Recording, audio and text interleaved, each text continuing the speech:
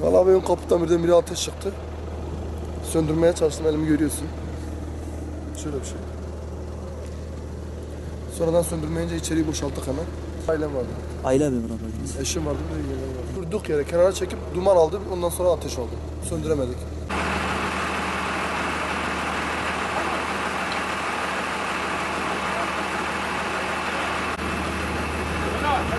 Yavaş ol.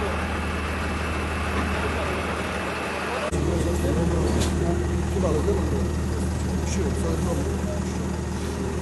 Nasıl kaçtı?